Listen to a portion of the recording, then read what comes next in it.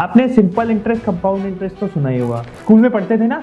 Simple interest अलग होता है, कंपाउंड इंटरेस्ट अलग होता है। कौन सा बढ़िया होता है वो आपको बताऊंगा, एंड कौन से इन्वेस्टमेंट इंस्ट्रूमेंट्स होते हैं जो दोनों में ऑफर होते हैं, एंड कौन सा वाला बेटर है। तो पहले तो एक एग्जांपल देखते हैं। मान लो आपने 10,000 रुपए किसी म्यूचुअल फंड में इन्वेस्ट करे एंड वो 10% से इस साल बढ़ गए, तो नेक्स्ट ईयर उसकी वैल्यू होगी 11,000 रुपए। वो फिर से 10% से बढ़ गए तो उसका रिटर्न 1100 रुपए होगा, 1000 रुपए नहीं होगा। बिकॉज एंड इसी को बोलते हैं कंपाउंड इंटरेस्ट, मतलब पिछले साल का इंटरेस्ट न्यू ईयर का प्रिंसिपल बन जाता है एंड उसी पे इंटरेस्ट कैलकुलेट होता है। अब यही पैसे आपने अगर सिंपल इंटरेस्ट से इन्वेस्ट किए होते, मतलब किसी एफडी के थ्रू इन्वेस्ट किए होते, 10,000 पे 10% मिलता है 1000 रुपए, फिर एक साल बाद फिर से 1000 रुपए मिलते, 1100 नहीं मिलते। तो ये 1% का नुकसान आपका हर साल होता जाता, बिकॉज आपने सिंपल इंटरेस्ट के थ्रू इन्वेस्ट किया है, एफडी में इन्वेस्ट किया है। और ऐसे ही होता है जिंदगी।